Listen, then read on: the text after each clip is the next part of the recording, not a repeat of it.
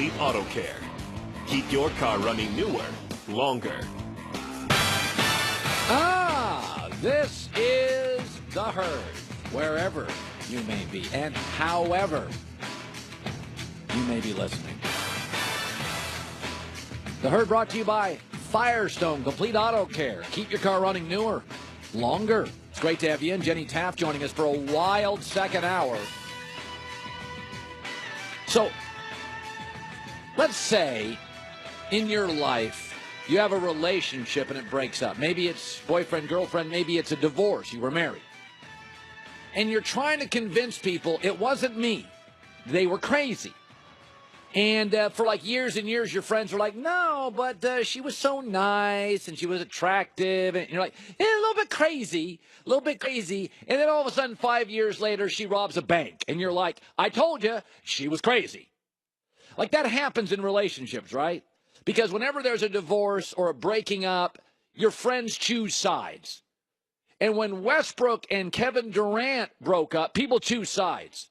Kevin Durant's not loyal. Who cares about him? Westbrook cares about us in Oklahoma. He's our guy. He is loyal. Westbrook is loyal. Kevin Durant is not loyal. And everybody chooses sides in a divorce. That's the way it works. I'm divorced. I know. Your friends, relatives, everybody chooses a side.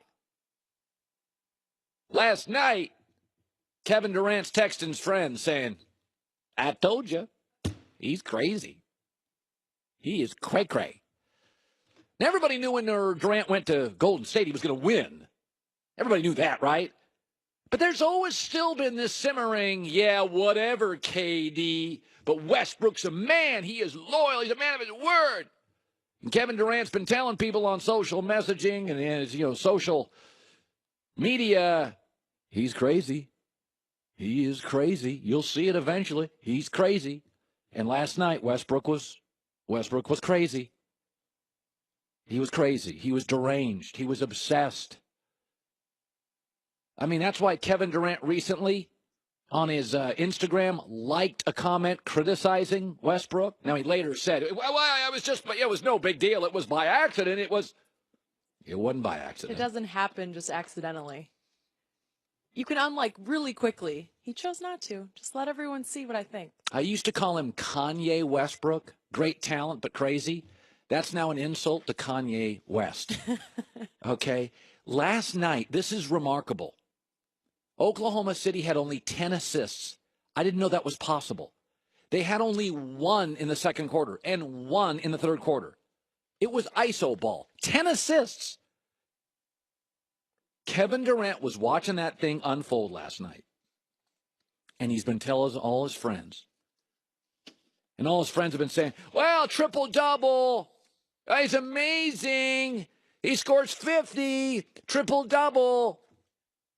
Kevin Durant's like, I know, but you'll see I'm right about this. You're going to see why we got a divorce. You're going to see why I left him. You're going to see why I went to Steph Curry and Steve Kerr and Draymond Green and Klay Thompson. You're going to see why I went to Silicon Valley. You're going to see. Last night, I know what you're saying this morning. Colin, you're going to come on and say, I told you so. No, last night was Kevin Durant saying, I told you so. Westbrook is being dominated by Ricky Rubio and Ricky Donovan Mitchell. And this series now is officially in his head. So tonight we've got 3 games. San Antonio at Golden State. Warriors will close the series out. Miami's at Philadelphia. The Sixers, I think, will close the series out. Milwaukee and Boston, who really cares? None can win the title. Boston wins, takes a 3-2 series lead. I've been hearing this now for the last couple of days. Oh, the East playoffs. They are unbelievable. Lance Stevenson fighting LeBron James. It's Mountain West football, man. Congrats on going 10-1. You're going to get beaten a bowl game by 37. I mean, let's be honest about Boston. We're all waiting for next year when Gordon Hayward, Kyrie Irving come back and Jason Tatum's not a rookie. Milwaukee, Washington, Indy, Toronto, Miami, no chance for a conference championship, no chance for an NBA championship, really. This is Mountain West football. What's happening, though, in the West changes legacies.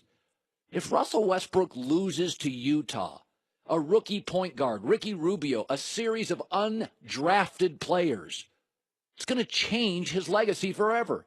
He's no longer anything other than a stat patter that's impossible to play with and can't carry great talent to a win over Utah and Joe Ingles. Secondly, Paul George is not sticking around living in Oklahoma City if they get beaten 5 games or even 6 by Utah. Paul George is going to be a Sixer or probably a Laker. That is going to then affect potentially the number one brand in the NBA, the Lakers. That could then alter the number one player in the NBA, LeBron's future.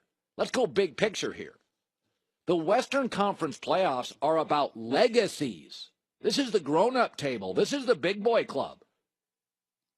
If Russell Westbrook loses to a team of Royce O'Neal, undrafted, Joe Ingles, undrafted, Jay Crowder, journeyman, Ricky Rubio, can't shoot, Derek Favors, for years a bust, Rudy Gobert, a rookie guard, it is going to change everything. If the Warriors lose to anybody, there's chaos. If Houston loses next round, gets blown out by somebody, or they lose to Utah, Mike D'Antoni's out of work.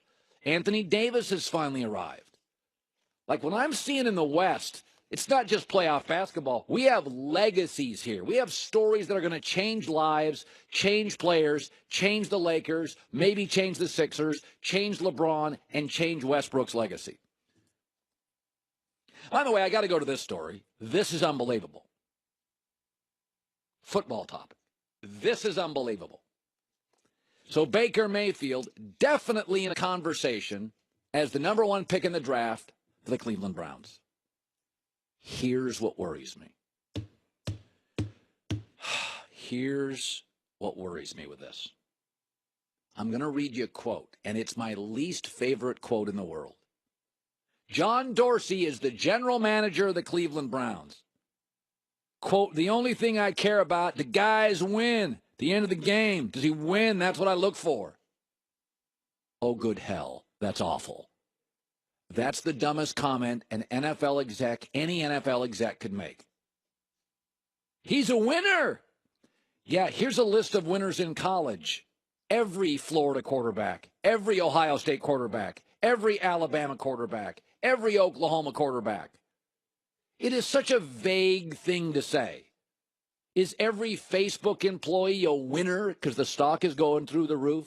Is every YouTube employee a winner because he works for a company that's exploded? What does winner mean? By the way, here are the winningest quarterbacks in college football all time. Kellen Moore, Colt McCoy, Andy Dalton, and David Green. They're winners.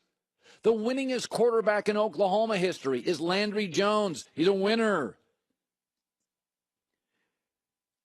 It's just nonsense. It's vague. It doesn't mean anything. He's a winner. Everybody wins through quarterbacks at Bama, Florida, Ohio State, Oklahoma. What does it mean? You know what it reminds me of? Remember the movie Moneyball? It's maybe my favorite sports movie of all time. Moneyball is about the Oakland A's, Billy Beane, who's played by Brad Pitt. And he's talking to these outdated scouts who are just giving you these business cliches. And that's all he's a winner is. It's just a cliche. It doesn't mean anything. I mean, it's the opposite of analytics. The deeper you dive into something in the NFL, the less you would come up with, he's a winner. It reminds me of this scene in Moneyball. I like Geronimo. Yes. Okay. Guy's an athlete, big, fast, talented. Top of my list. Clean cut, good face. Passes the eye candy test. He's got the looks. He's ready to play the part. He just needs to get some playing time. You guys are sitting around talking the same old good body nonsense like we're selling jeans. Like we're looking for Fabio. We got to think differently. Who's Fabio? I worked in radio forever. You want to know the all-time cliche in radio? Push the envelope. First of all, who uses envelopes? Push the envelope. Well, what does that mean? What do you mean, push the envelope? Be risky? Oh, wait, until Twitter reacts and we all get fired? What is push the envelope? Give me specifics. Give me exact. Give me data. You got to give me something. Nothing worries me. Nothing scares me than an executive for the Cleveland Browns saying, Baker Mayfield, that guy's a winner. I could scroll down the winningest quarterbacks in college football history, and you'd end up with Colt McCoy and Andy Dalton and Kellen Moore and David Green at Georgia. it doesn't mean anything. Give me specifics as a baseball scout. Can he hit with men on? Give me a number. How does he hit behind on the count? How does he hit with men on base? How is that pitcher with men on base? How is the pitcher with clean bases? How is the pitcher in big games, crisis, at night, playoffs? Some guys better in the regular season. Some guys better in the postseason. Give me specifics, not he's a winner. Coming up next, somebody who wasn't. That's around the corner. How much is your identity worth? According to an online security education company, the going rate for an internet user's identity is $1,200 to hackers on the dark web. The dark web's a system that could be linked to online auction sites, classified ads, where criminals shop for illegal products, services, and information like identities. There are so many threats in today's connected world. It takes one weak link, criminals get in, get your information, and give it to the bad guys. We have now, though, new LifeLock identity theft protection. It adds the power of Norton Security. Listen, nobody can stop every cyber threat. Nobody prevents all identity theft. Nobody can monitor all transactions from all businesses. But new LifeLock with Norton Security uncovers threats you would otherwise miss. And it's easy to connect. Either call 1-800-LifeLock, 1-800-LifeLock, and mention HERD, or go to lifelock.com, and put in the code HERD, H-E-R-D. In both instances, 10% off. lifelock.com, code HERD. Liverpool, Roma, Bayern Munich, Real Madrid. UEFA Champions League semifinals today and tomorrow at 2 Eastern.